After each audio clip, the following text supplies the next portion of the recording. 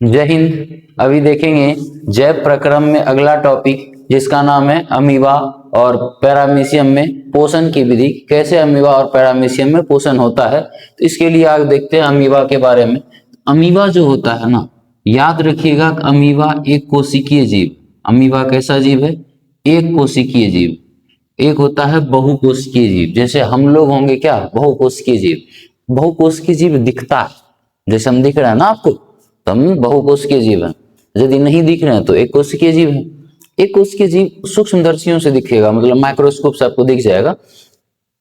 तो आपके आसपास वायुमंडल में जितना भी सूक्ष्म जीव होता है वो हमें दिखती नहीं है। जब हम सांस ले रहे होते हैं तब भी जा रहा होता है, हमारे हाथों में होता है बहुत सारे बैक्टीरिया जो कि नहीं दिखता है, तो उसको माइक्रोस्कोप से हम देख सकते हैं। एक कोशिकीय जीव, तो इसके बारे में समझिएगा पहले। अमीबा कैसा जीव है? तो अमीबा कैसा जीव है? अमीबा एक कोशिकीय जीव है। ये लिख दीजिएगा, अमीबा एक कोशिकीय जीव है।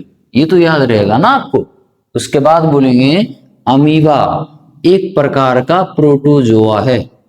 ये भी ध्यान रखना है, अमीबा एक प्रकार का प्रोटोजोआ है।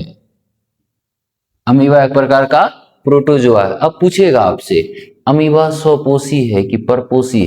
कहिएगा अमीबा परपोषी है। अब वो पूछेगा परपोषी में अमीबा क्या है, तो कहेंगे अमीबा एक प्राणी संपोषी जीव है। अमीबा कैसा जीव है? तो अमीबा एक प्राणी संपोषी जीव है। देखो, पहली बात तो अमीबा एक कोशिकीय है, उसके बाद एक प्रकार का प्रोटोजोआ है, और वो पोषण किस विधि से पूरा करता है? तो प्राणी संपोषण विधि से करता है, इसीलिए इसको हम क्या कहते हैं? प्राणी संपोषी जीव कहते हैं। अमीबा जो होता है ना, उसका आकार फिक्स नहीं होता है, वो अनिश्चित आकार का होता है, इसलिए कहेंगे इसका आकार अनिश्चित होता है। इसका आकार क्या होता है? अनिश्चित होता है। यानी इसका बॉडी में कोई फिक्स ही नहीं है कि क्या होगा नहीं होगा, क्योंकि एक कोशिकीय जीव है, उसके बाद इसमें थोड़ी ना स्केलेटन यानी कंकाल पाया जाता है। जैसे हमारे बॉडी में कंकाल है तो हम एक ढांचा के साथ है ना, गाय में भी कंकाल है। वही जब कंकाल ही ना होगा तो लचर पचर होगा ना। 10 दिन की मानव की बॉडी में कंकाल नहीं होता, तो बताइए उतना ट्रैफिक का टेंशन नहीं रहता, सब तो एक ही ऑटो में अट जाता।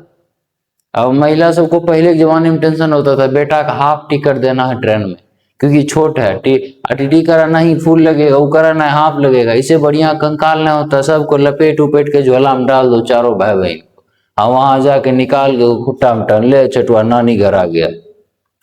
अमीबा में कंकाल नहीं होता, ये इसलिए क्या होता है? अनिश्चित आकार का होता है, इसका कोई आकार निश्चित नहीं होता है। एक अमीबा का फिगर तो बनाना ही पड़ेगा आपको समझाने के लिए, तो समझिएगा। हम भी लुचुर पुचुर बच्चा में सबसे पहले तो हम अमीबे बनाने सीखे थे, समझिएगा।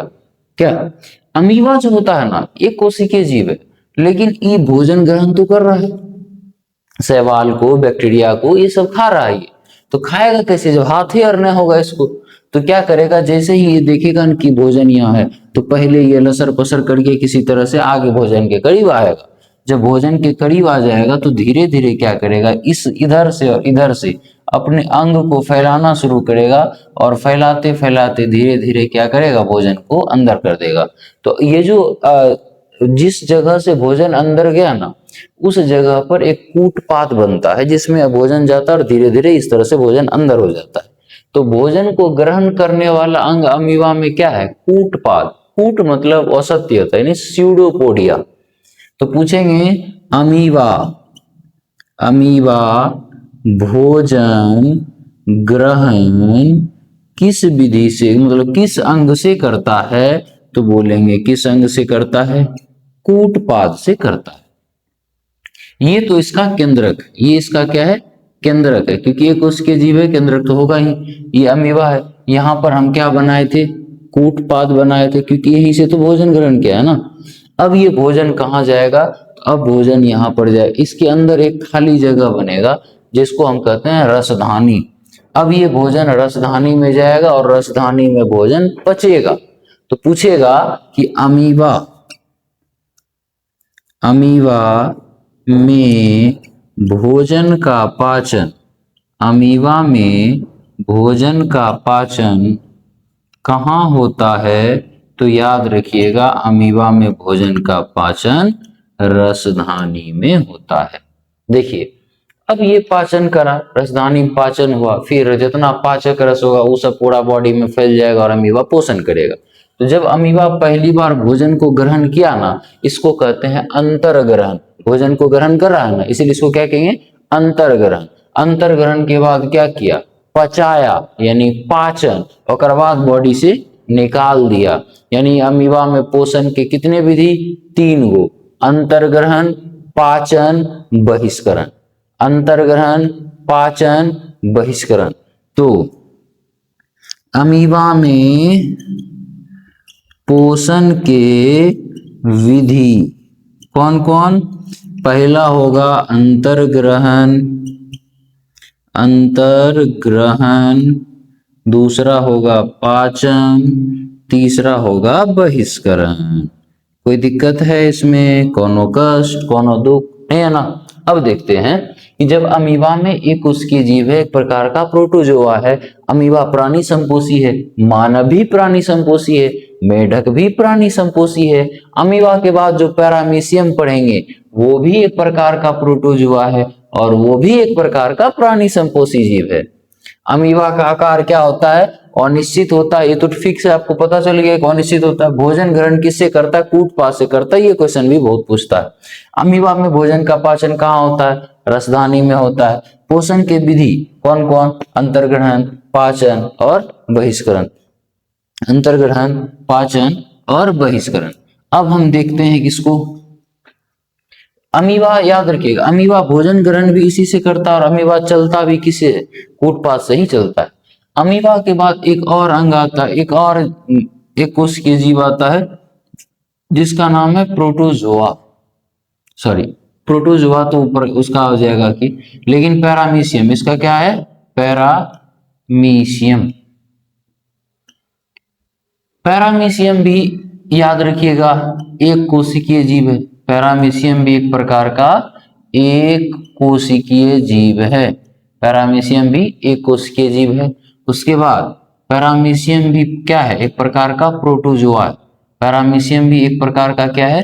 प्रोटोजोआ है। तीसरा बात याद रखेंगे कि ये भी प्राणी संपोषी है। ये भी क्या है?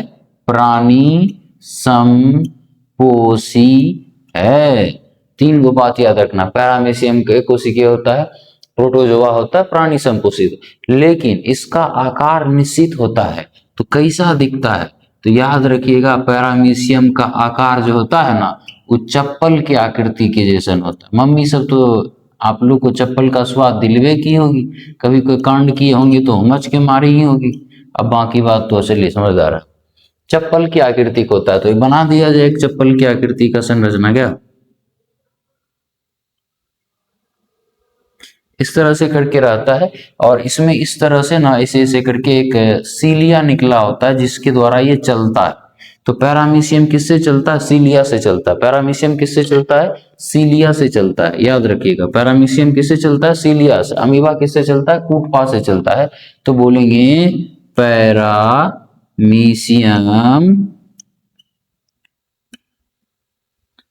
चलता है, यानी स्थान परिवर्तन करता है। किससे करता है? सीलिया से करता है। और ये भोजन ग्रहण किससे करता है? पैरामीशियम। तो याद रखिएगा, पैरामीशियम भोजन ग्रहण करता है साइटोस्टोम से। हिंदी में इसी को कहते हैं कोशिका मुख। साइटोस्टोम से, या हिंदी में इसको क्या कहते हैं? कोशिका मुख कहते हैं।